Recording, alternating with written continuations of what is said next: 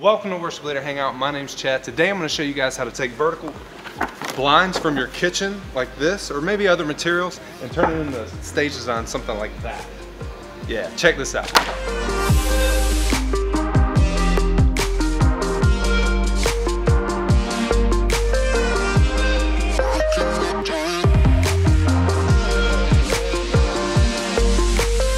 Early last year, I was scrolling through Instagram and I saw a design similar to this. I think I took a screen capture of that and saved it, to put it to later, because we always change our stage design once a year. End of October, early November, at least right now. I came back to that design when a friend of mine on the worship team said, hey, I've got at least 400 vertical blinds that we are gonna throw away, or I can give them to you. What do you think? And I said, absolutely, man. Yeah, we'll take them. We'll do something with them. And immediately, once we kind of got done with that conversation, I was like, oh my gosh, the picture. And he was like, what are you talking about? I said, dude, there's a perfect design that we can make with it. And anyway, so he didn't have a clue what I was talking about. So I just pulled my phone out in a hurry, showed him. He was like, oh man, that's it. We started putting plans together to make what you see behind me. No secret there, but with the vertical blinds. He gave us probably, like I said, 400 or so. We pulled out all the pure white ones. What I love about this too, it's so easy to cut. But one thing about our design is that it may not be like any others that look like this because of the way we built it. And I want to share that with you today. I want to give you exactly how we did it, the exact measurements, everything. I'm going to share that with you today, and maybe you can do something like this at your church. When you're looking to make this design for your stage, or any other design for that matter, the best thing you can do is to understand the space that you're working with compared to the design you want to replicate. So for example, this design may not be the exact measurements that I give you today for your stage. Your stage may be a little smaller, your stage may be much bigger. And to make it look like this, look consistent like this, you're gonna wanna to understand your space a little bit better. Because if you did these exact measurements on a much larger stage, it's gonna look extremely cluttered. If you do these same exact measurements on a much smaller stage, it's gonna look too spaced out and it's not gonna look quite as good. Keep that in mind. I'll give you my measurements so that way you can best make this for your stage that will look the best. Also, don't be afraid to make it your own. So what we did to make this design our own, we did a pattern of 6 instead of a pattern of 4, and I'll explain that right now as best as I can. So in our design, we have 4 different size blinds on each column. So making that 4 different patterns. So on the first one, we did a 7 foot, a 1 foot, 3 foot, and a 2 foot. On the second one, we did a 2 foot, a 7 foot, a 1 foot, and a 3 foot. On the third one, we did 3 foot, 1 foot, 7 foot, 2 foot. And on the fourth one, we did a 1 foot, a 3 foot, a 2 foot, and a 7 foot blind on that column. So what happens when you do it that way, you start to see a pattern. The 7 foot blind starts to work its way down. So now if you take those 4 and continue that pattern where that 7 foot blind goes all the way down, 1, 2, 3, 4, and then now you can work it back up, 5 and 6. Instead of repeating that 4 block pattern every time, we actually reversed it. So now if you look at our design, you'll see the 7 foot kind of goes in a wave pattern all the way across the stage. So when we get to the middle of our design, it starts over again. And so that way it all works together in one fluid motion. Instead of, we could have taken those 4 patterns and then just repeated those one after another, which would have looked great, which was exactly how the Instagram post was. But I didn't want to do it that way. I didn't necessarily want to copy them exactly. And I have no idea what size blinds they used, or even, they may not even have used vertical blinds. They may have just used some other material. So I just took what I had, what I was given, and created a design pretty similar. So I want to give you exact dimensions of what we did, and I wanted to get really close to the action here. So wood is exactly 1.5 feet long. So it allows us to attach the blind itself with Velcro and gives us enough space to attach it to the wood with a 12-inch gap. So again, all we did, we took a 1.5 foot piece of wood, put Velcro on the top and the bottom, and we made sure the Velcro was exactly spaced to 1 foot.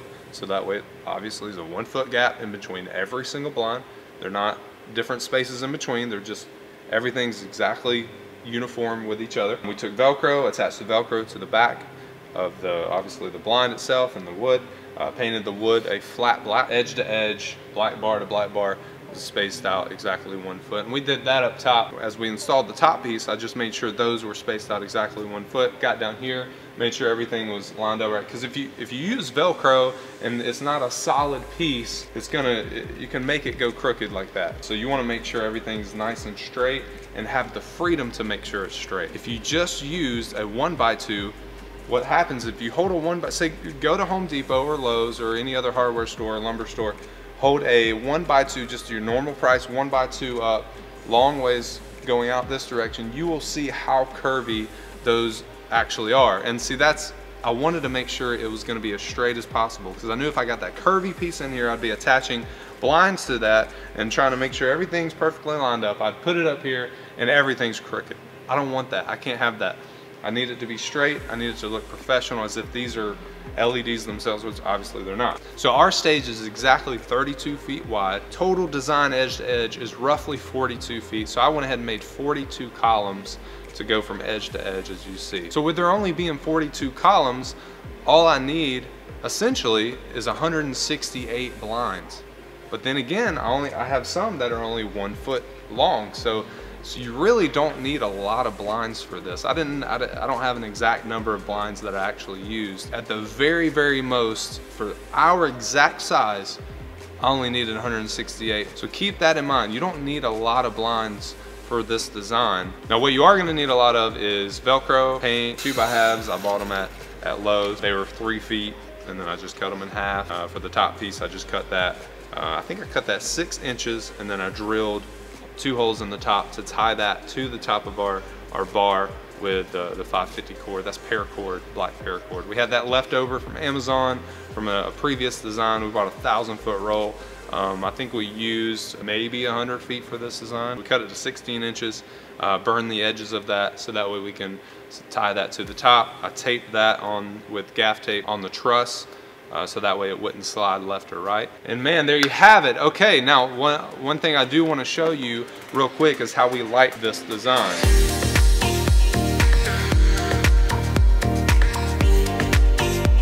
So to light this design, I just use LED pars. They're color changing RGB LED pars.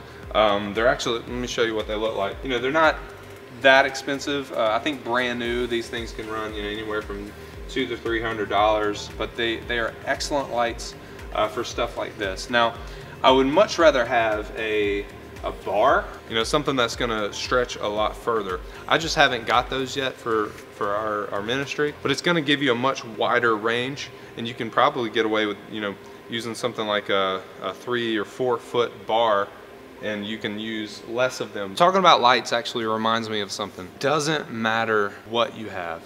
It matters how you use it. And I'll say that in all of these stage design videos that I do, is use what you have to the best of its ability and get more gear as you can, okay?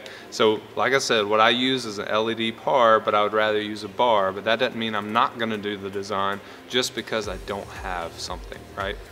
Another thing is there may be things that you can actually do that look more professional, look more like what you want it to be, that are actually pretty cheap. So don't assume something's gonna be extremely expensive. Always price out stuff. So one thing that I've always wanted to do for our stage is completely black out the back side. So we had a dark blue color and then just some black curtain that helped us out, that kind of achieved that look when you looked at it in the past.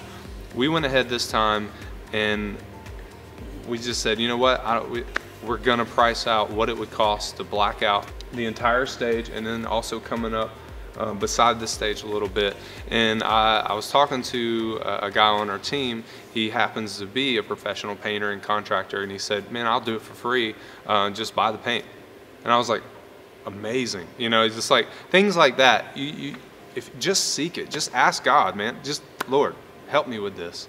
And He will provide those resources, and you just got to ask. You just got to talk to people, include everybody on your team in the design, because they may be able to add something or want to help, and that's going to help you. You want as many people you can to be involved in this, because they feel like it's a part of what they can contribute and a part of themselves, and that's what we want. So get lots of people to help you. And that's the thing, you know, when we came up with this exact design, I kind of did you know, want to settle on, you know, just doing 4 columns and repeating that all the way across. But as we started putting things together, one of my interns said, man, it kind of looks like it's going down, but then it kind of stops when we repeat. And I was like, oh man, you know what, let's just make it continue that way.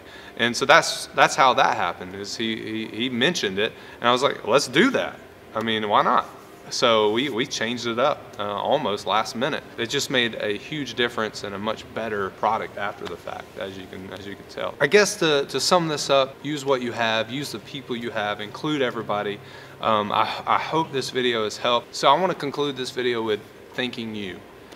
Thank you so much for watching this video and watching this far. I know some people just kind of watch a little bit or get whatever they come to get out of it and leave, and that's totally fine. I'm great with that. But I want to thank you for watching it to the end, and thank you for being a part of this community, Worship Leader Hangout. We couldn't do it without you. If you aren't a part of this community, please subscribe. You can hit the button above or below or to the side or on the video. And if you have any questions, again, leave them in the comments below. Let's talk about this. I want to include you. Great worship leaders are always learning, so get out there and learn and better yourself as a leader, as a person, and I'll see you in the next video. Thanks again. Have a great day.